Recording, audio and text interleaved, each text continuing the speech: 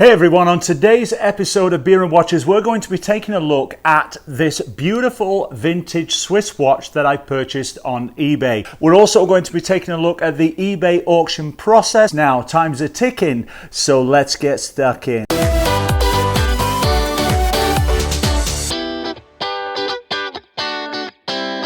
Hey guys, I'm Matt Johnson and welcome to my YouTube channel Beer and Watches, where I bring you the very best in watch news, watch reviews and craft beer brews every Monday, Wednesday and Friday. Now today's Friday. Congratulations on making it all the way through the week. You are that much closer to the weekend. Time to kick back, relax, have a beer, put your favorite watch on and enjoy yourself. Now on today's episode, we are going to be taking a look at the eBay auction process and also this watch that I purchased on an eBay auction. It's a Swiss made watch and I got it for, well, about $20 US, which is absolutely incredible. I think you'll agree. Now, before we actually swing this camera around and take a look at the laptop and the watch that I purchased and the eBay process, we're going to have a quick swig of this beer. This is a pilsner from the SteamWorks brewery right here in Vancouver, Canada. 5% alcohol volume, golden color, yum, yum, and yum. I'll put a link here to the SteamWorks brewery website. I'll also put it in the description below this video in case you want to check out this really refreshing beer. So we're also going to take a look at the specs of this, take the back off it and look at the workings, mechanism inside, and I'm also going to tell you the best way that you can find a really great watch deal on eBay. So let's take a look. All right, so here we are on eBay. ebay.ca I'm on because I'm in Canada, but you can go to ebay.com too. Here is the watch that I purchased. I've got the watch right here, and here is my winning bid on Amazon. There it is, the vintage Retail men's watch, Swiss made Prima, 17 rubies, I think it means jewels, mechanical movement. Now you can see here that I actually won this for $19.99 US, which is about $26 Canadian. Not bad for a Swiss made watch, really, I don't think. So I took a look at the pictures here. I thought it looked pretty good. So I thought, you know what, I'm going to bid on this and see if I can win it. And I did win it for 26 bucks, which is absolutely nothing.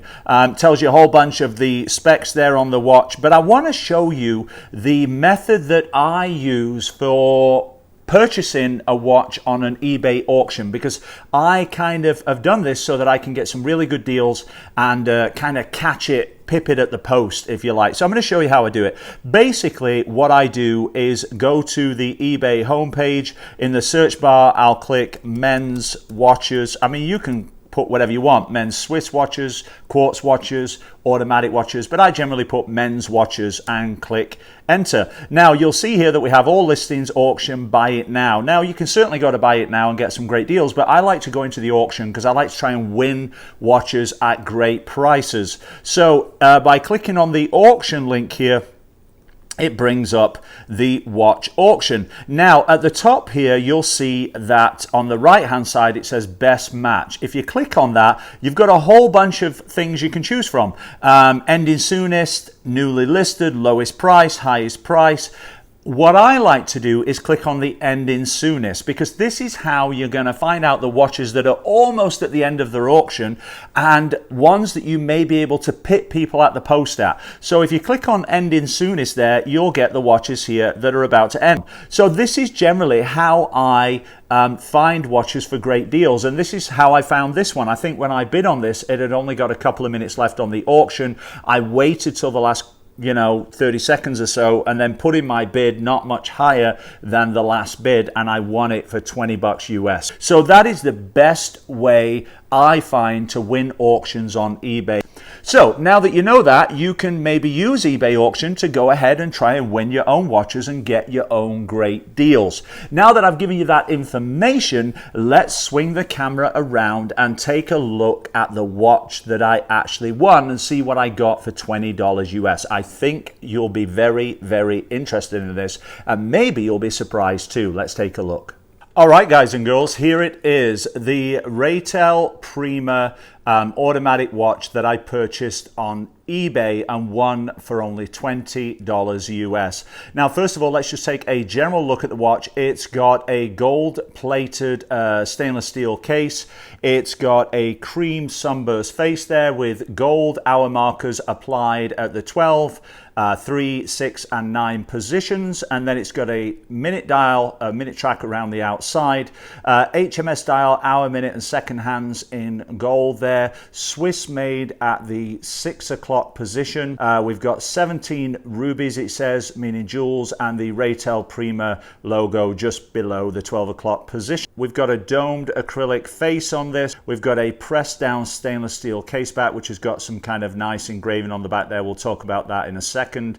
The crown is not signed. It's got a good coin edge to the crown. Remember, this is a vintage watch, so it's got some distress, some scuffs, some scratches on both the case and the acrylic face, but that's to be expected. But to be honest, it's actually not as bad as the eBay photos showed. I actually think it's better when I received it. It's got a tang buckle, just pretty much a generic tang buckle. I'm not sure if this buckle and this strap is original to the watch or not. It certainly feels vintage. It's well worn in. Whether or not it's original, I'm not totally sure. Anyway, that's kind of a general look at the watch. So now let's do some measurements on this. We'll take my trusty calipers. First of all, the case diameter here is 35 millimeters, and if we include the crown, we're talking 38.6 millimeters. The case thickness on this is about 10 millimeters.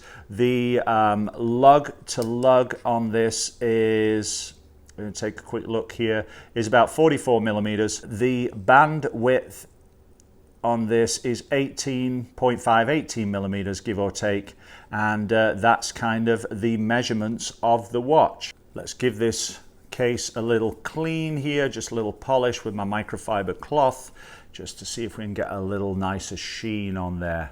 Now, as I mentioned, the model on this is Raytel Prima. Now, I'm going to be honest, I've done a lot of research online and I cannot find that watch manufacturing company. The only thing I can find when I put Raytel Prima into Google is this watch that I purchased and another one that was on an online auction, a square dial. I cannot find this brand. So if anybody out there knows anything about this brand, where it's from, when it originally started, please do let me know in the comments section below. It does say there at the 6 o'clock position that it is Swiss made. The seller put it down as manufacturing year between 1980 and 1989. I'm not sure how they knew that, to be honest. If, like me, they couldn't find any information on the manufacturer. However, it is a vintage watch, and I would certainly say that it is definitely at least 30 years old. My search for Raytel Prima on Google actually brought up a watch company called the West End Watch Company. I'm not sure if this is affiliated with them at all.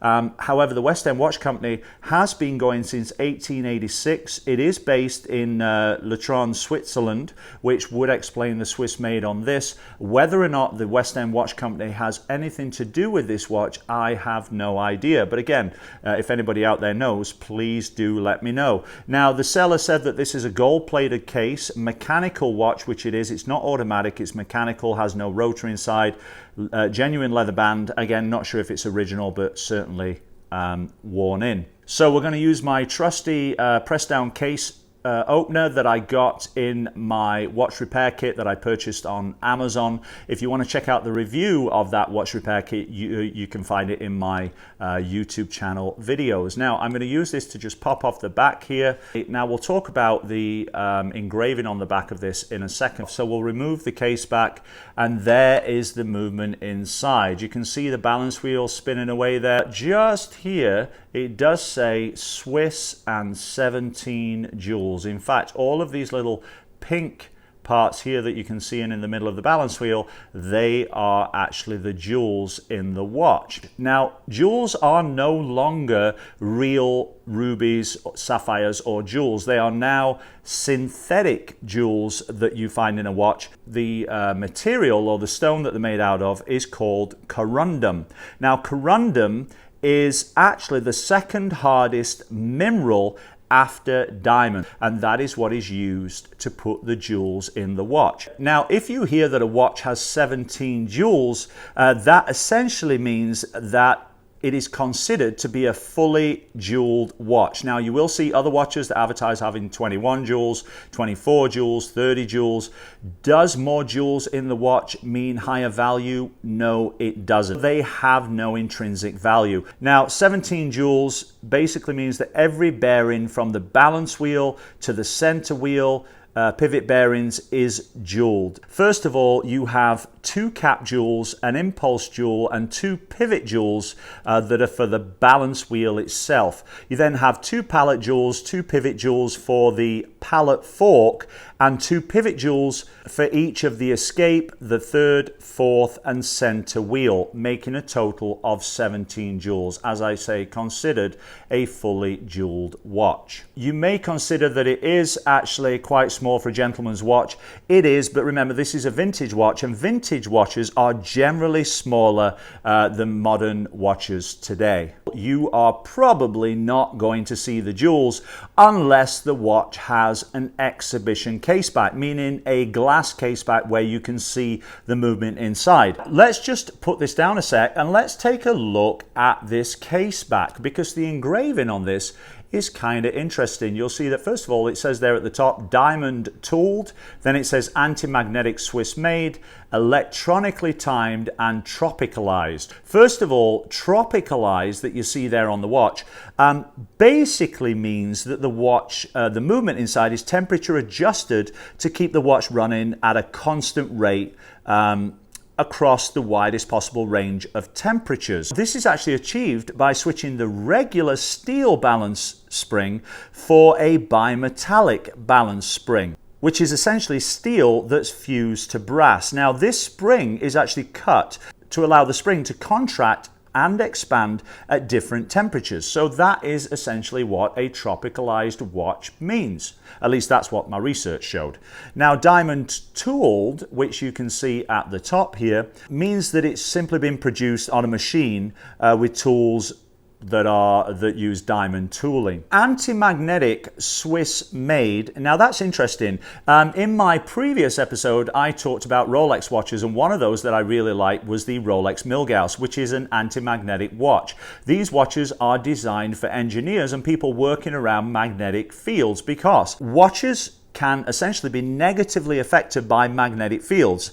Now, as the major components of a watch are steel, the introduction of magnetic fields can cause the components of the watch inside, such as the balance wheel, to stick to themselves magnetically. Now, this obviously causes the watch to oscillate faster, which causes the watch to run fast. So in order to alleviate that, cases have been designed for anti-magnetic watches, usually out of different components, or sometimes they use synthetic components inside to alleviate the attraction of magnetic fields, or Gauss, as in Milgauss, the Rolex Milgauss. And finally, here it says electronically timed. Well, I did some research on that, and to be honest, I couldn't find a definitive answer. It seems to just be a marketing ploy in order to sound cool for watches. That's basically what I found out. If you disagree or you know different, please put a comment in the comment section below. Well, there you have it, guys. I'm going to put this watch case back on the watch. Now, there should be a little divot that you can see right there.